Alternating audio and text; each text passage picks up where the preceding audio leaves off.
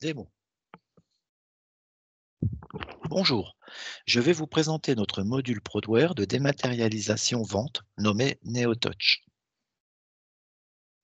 Donc, nous allons voir l'utilisation du module dans Dynamics Business Central, le paramétrage des fiches clients, une saisie de facture, une validation et l'envoi vers la plateforme NeoTouch. Ensuite, nous irons sur le portail NeoTouch lui-même. Donc, depuis Business Central, j'ai accès à une table de paramétrage qui va me permettre de rentrer des informations de compte de mon portail NeoTouch, ainsi que des valeurs par défaut telles que le niveau d'affranchissement courrier. Donc cette table sera renseignée lors du déploiement une fois pour toutes. Dans la liste des clients, je vais sélectionner l'ensemble des fiches clients pour lesquelles je veux activer la dématérialisation des factures de vente. Donc je vais choisir une fiche client.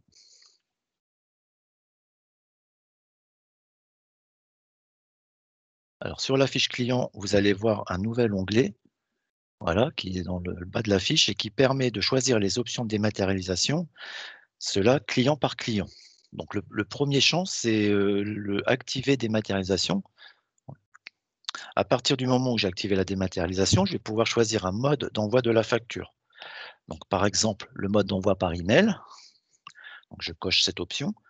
La facture, elle sera donc adressée au client par email au format PDF. Donc l'adresse email doit être renseignée sur la fiche, donc je la saisis comme destinataire original et je peux aussi sélectionner des adresses email pour adresser un duplicata. Je peux aussi activer un champ qui est la signature électronique, dans le cas où je veux signer mes documents de facture ou d'avoir de vente. Le champ canal original de dématérialisation a été activé automatiquement. Donc ce champ en fait précise quel est le mode d'envoi pour le document original. Donc là, c'est bien par email. Donc je vais maintenant choisir un autre mode d'envoi qui est le courrier. Donc là, il s'agit d'adresser la facture en mode courrier papier. Je peux d'ailleurs sélectionner le niveau d'affranchissement propre à ce client, si je le souhaite. Donc je peux aussi définir une adresse postale spécifique, voilà, dans le cas où je veux que le courrier arrive à une adresse différente de l'adresse de facturation, qui est l'option par défaut. Donc là, vous voyez que le canal de dématérialisation principal est resté sur, PDF Email, car c'était mon premier choix.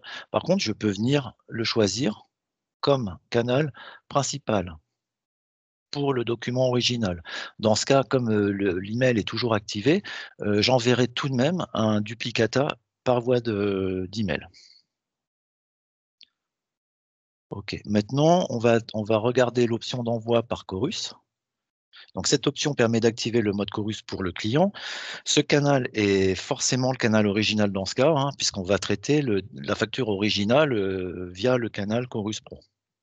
Donc vous avez accès à des informations complémentaires si vous le souhaitez, telles que le code service exécutant, le numéro d'engagement qui sont des données purement Chorus.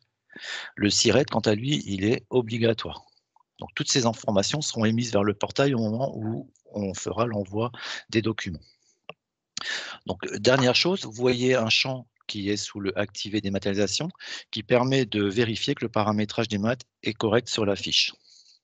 Donc maintenant, on va saisir une facture depuis la fiche client. Donc vous voyez que sur ce document de saisie, on retrouve nos éléments de dématérialisation et je peux les modifier éventuellement si je le souhaite.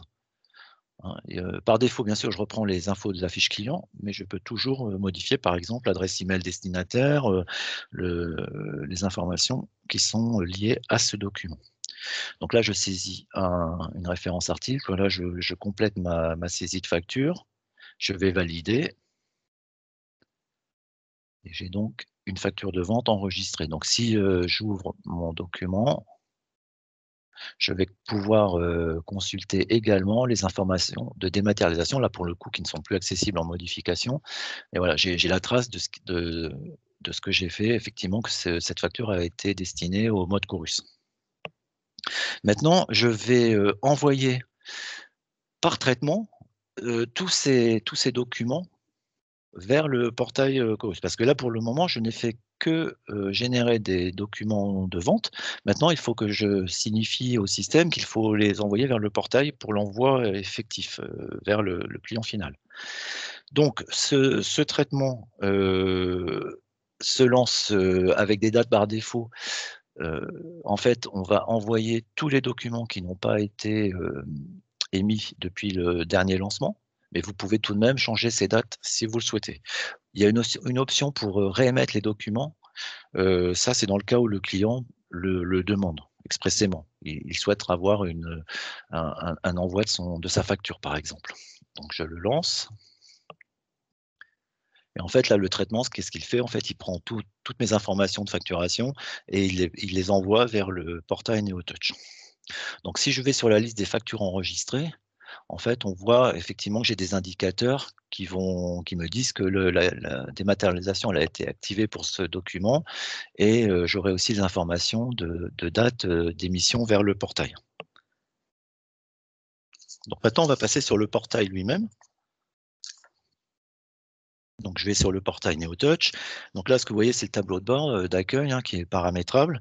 Donc tous les documents qui arrivent sur le portail, hein, sont émis selon leur mode d'envoi, donc soit par email, soit par courrier, soit Chorus. Donc ça, c'est fait automatiquement, sur le portail et on a aussi sur ce portail la possibilité de consulter les archives. Tous les documents qui sont postés là sont archivés. Il faut savoir que cette consultation des factures et des avoirs, elle peut être activée pour le client final aussi. C'est-à-dire que vous pouvez donner accès à vos clients avec un compte sécurisé à ses propres factures depuis le portail. Donc mon tableau de bord indique quels sont les documents qui sont en cours de traitement, c'est-à-dire ceux qui sont en cours d'envoi et aussi les documents qui ont posé problème.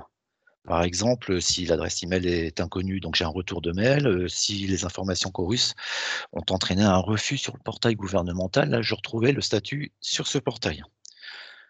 Donc ce qu'il faut retenir, c'est que je peux consulter l'ensemble des documents sur le portail et un à un, je vais retrouver, notamment ma facture, la dernière que j'ai émise et donc je vais pouvoir la consulter à la fois, dans son format PDF, sur la partie droite et à gauche avec le détail des informations, telles que le destinataire. Là, c'est un Chorus, donc je vais avoir le numéro de SIRET.